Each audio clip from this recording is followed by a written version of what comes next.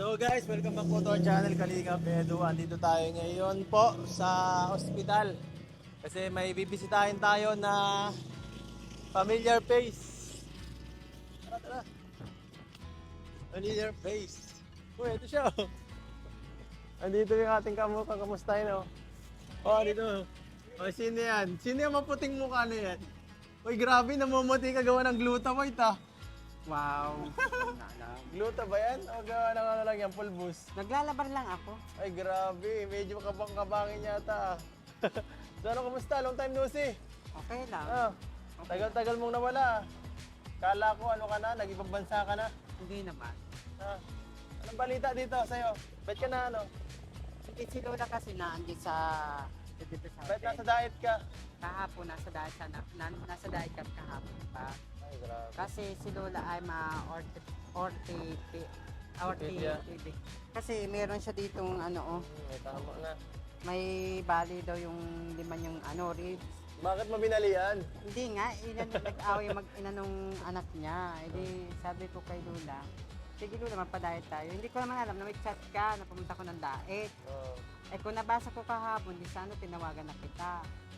Ay may lakad kami na yun. Baka po eh. Atin, kasi may kausap ng doktor ay, Dito Alas siya hanggang ano, hanggang ilang araw siya dito. mamaya alas 12, nandito kami. Ha? Nandito kami alas 12. Tapos, kaya lang mauwi nyo? Hapon. Mamaya. Oo. Ah, ganun ba? Nakalungkot naman, ang bilis naman. Kasi, Ano, kita mainit dyan. yung driver ni Lola, ay, si Lola naman andyan sa loob ng hotel. Grabe. Kahapon pa sana kami dito. Eh, kung alam ko ng chat ka, di kahapon pa dapat. Ano dapat? So, paano yan? Ihahatid ko muna si Lola doon. Pagkahatid, O siya nga pala, ano, anong decision mo? Dahil yun nga, malapit na mag-July. ang decision ko kasi, Mag-July. lumipat sa iyo. Kasi total na, pinapalayas na rin nandun ako ng anak. Palayas ka na? O, eh, Bakit? Ano sabi? umayos daw ako, eh, di palayas ako. Nakagayak na yung mga damit ko eh. Sabi ko kay Lola. Sigurado ka?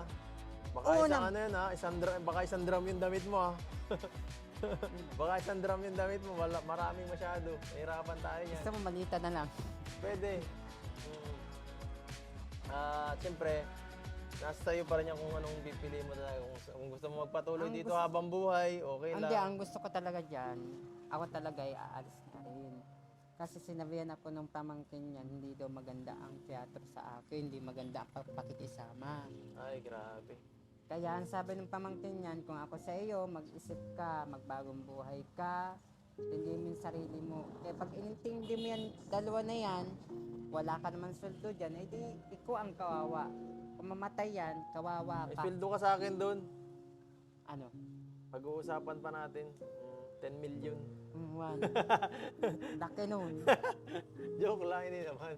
Basta ano lang, para kahit pa paano ay may sarili kang pang ano mo, pang sarili. Pangit kasi hirap Kasi pa ang gusto pag ko wala talaga, mag-aral ulit.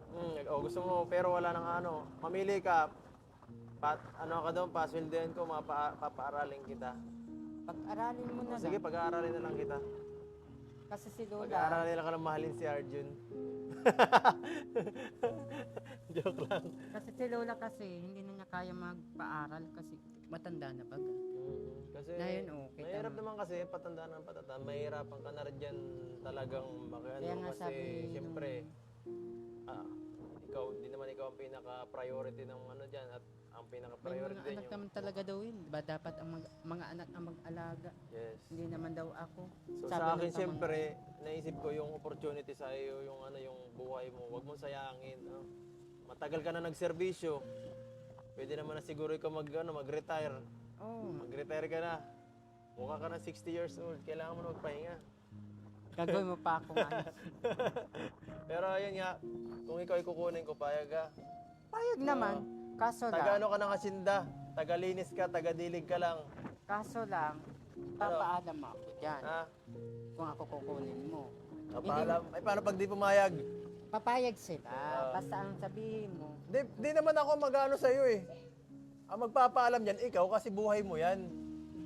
Ikaw mag-ano kasi ikaw may ano dyan mismo. Hindi nga ganito. Kung Oo. hindi nga sila pumayag, halimbawa nagpaalam ako, Oh. dapat O nasa sa'yo pa rin yan kung mananatili ka o hindi. Hindi nila hawak ang buhay mo. Pag ikaw magpahawak sa buhay, yung pinahawak mo ang buhay mo sa kanila, siyempre abusuhin ka nila. Kaya dapat may paninindigan ka kung anong gusto mo sa buhay mo. ay di, yun na lang. Mm.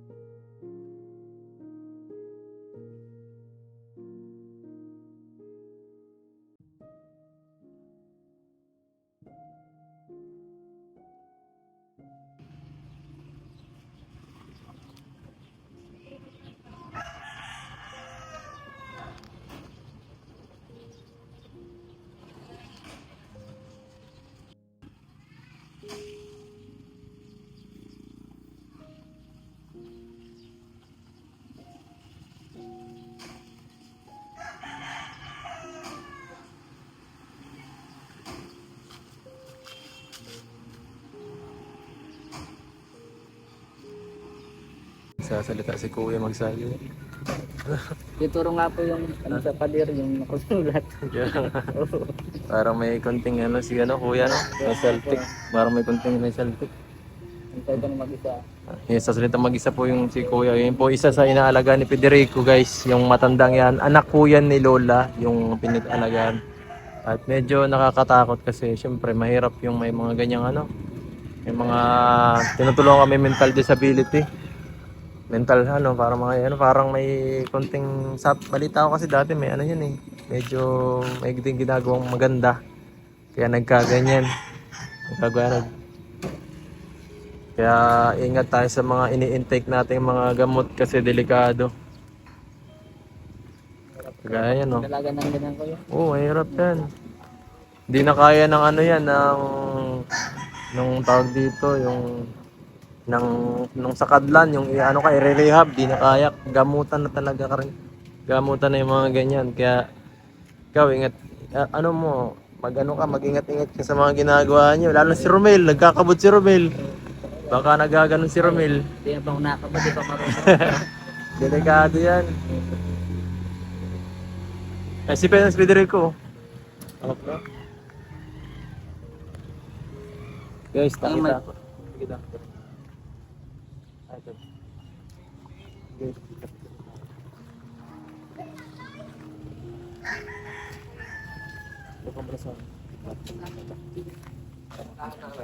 Taas po yan ha.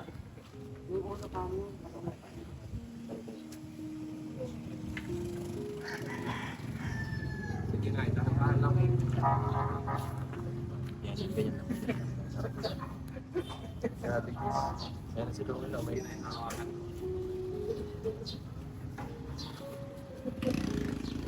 Ano dito sa si Lola? Dali na lang. Orthopedic, idadalhin. Ano yun? Para saan yung karamihan? Sa ganito niya. Baling ganito niya. Dahil laki po. Ano pa? Dalihan mo yung Anak niya, nakipag-away doon sa anak niya. Ah! Wala, nagmamadali ka. Ha? Kamasabay ka, Federico. Oh, hatid ko lang ito. Hintayin ka namin doon sa kotse. May balis ka din dyan. Wala. Saka nakakita may bali. Ako ay nakakagalaw pa nga, oh. May bandage ka din, Federico.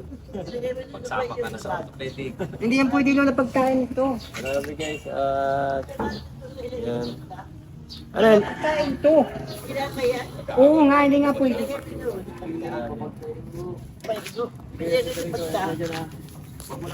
Lagay mo sa bag. Ang kulit.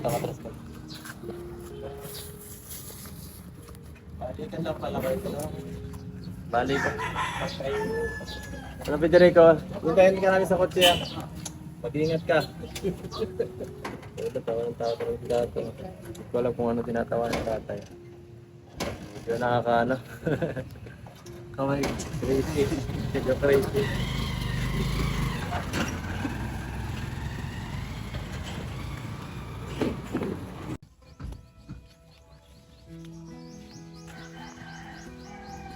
Ayun po, may naglilinis daw doon.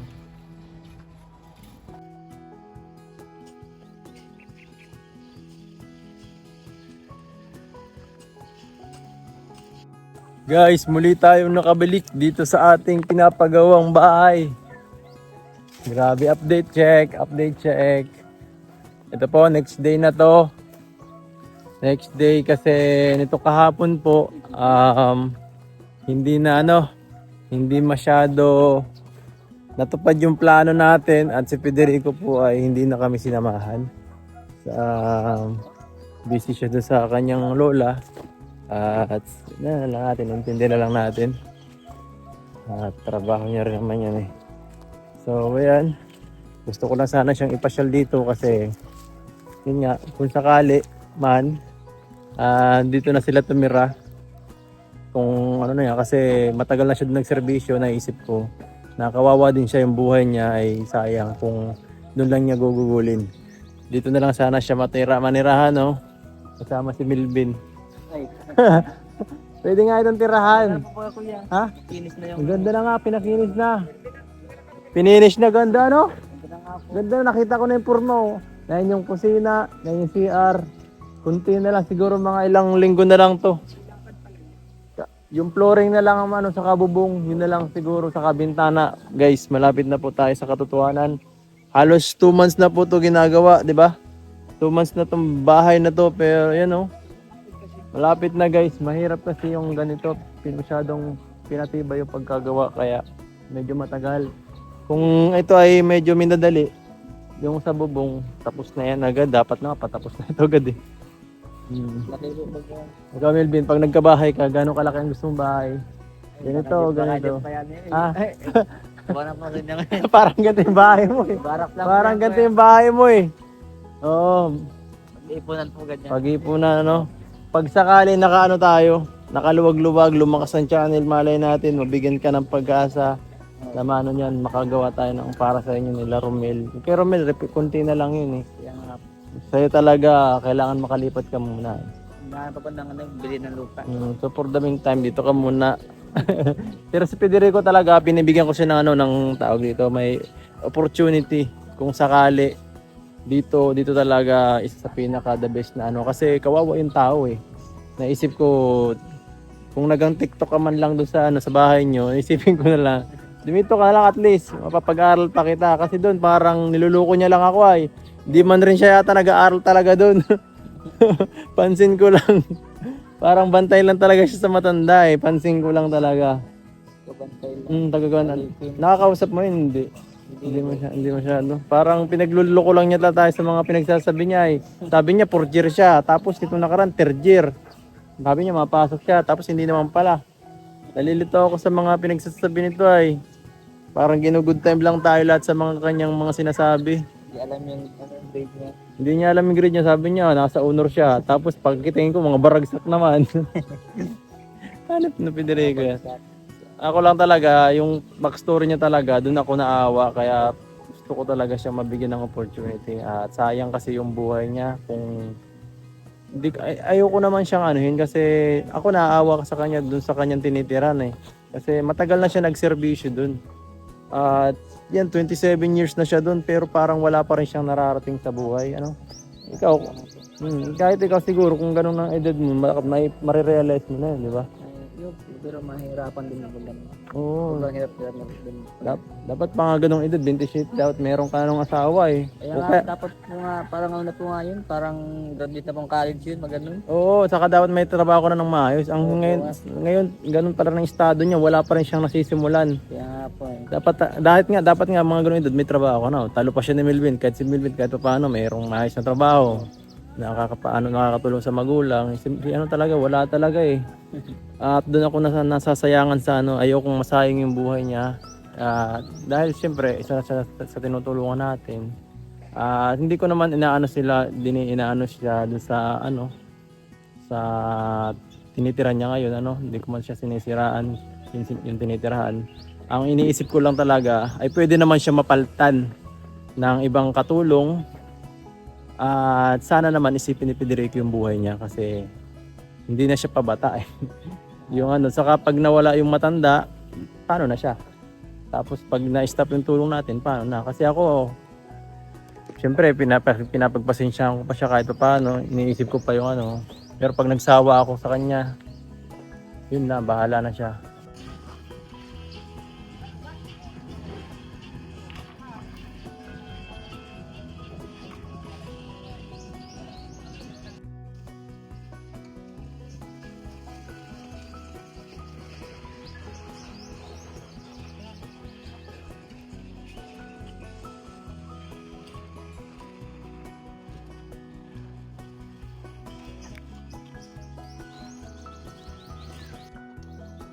So ayan guys, yan yung update po mga kalingap.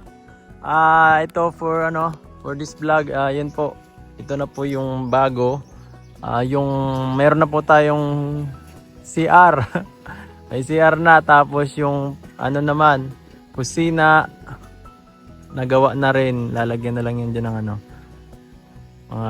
kung ano-ano dyan. Tapos siguro po sabi sa akin sunod naman lalagyan na is yung bubong this week. So baka next week meron na yung bubong at sunod na niyan yung mga flooring na. Malapit-lapit na po yan. Konting na siguro masilyahin na lang yan, tapos pintura. Tapos yung mga accessories na lang ng bahay. Yun na lang po, yung mga pang bintana, pinto, yun na lang, medyo okay na yan, tapos tiles. Ganda na po yan. Mga isang kalahating buwan tapos na po ito. Yan po. Magastos din po pala. Parang aabot yata ito ng baka sabi sa akin is baka umabot ng 700 to 800,000. Nagulat ako guys. From kubo to naging banto na. Pambihira yan. Pero at least matibay pang matagalan. Po sila gumagawa sila ngayon. Medyo ngayon sila, ataw ngayon. Gagawin ng yan, gagawin nyo pa? Pang yan? Ay, lalagyan na bet inuna nyo na. Inunan nyo na yung bakod. Bakod na agad. Bakod na agad, guys. Gulat ako Ay, sa bagay. Baka sa yung bako doon bulok sa kabila. Sa harap lang naman ang bakod sa tagiliran wala. Pasok pa din. Pasok pa rin maikot lang yung magnanakaw niyan. Sa kabila naman mapunta. Wag lang kayo maglagay ng mga importanteng gamit. Delikado pala dito.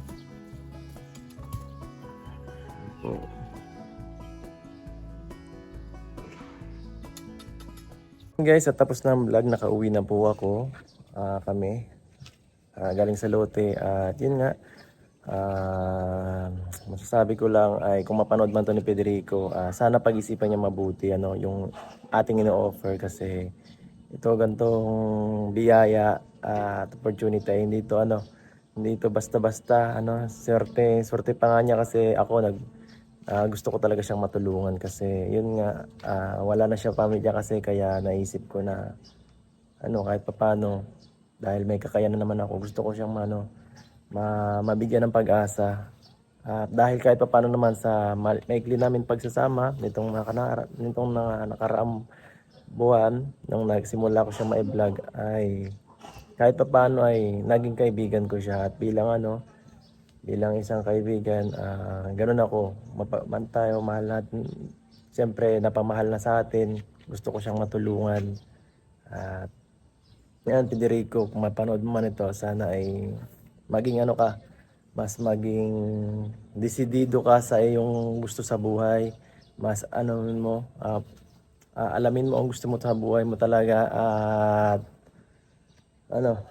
kung hindi mo man gusto itong plano ko para sa iyo din, maintindihan ko.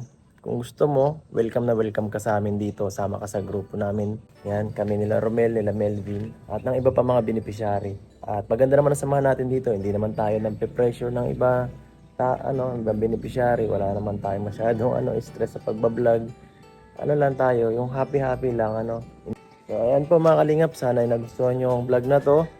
At yan. Hanggang susunod na lang, paalam. Mapabuti lang ang kalagayan ng taong nangangailangan at hindi niya pababayaan maghanap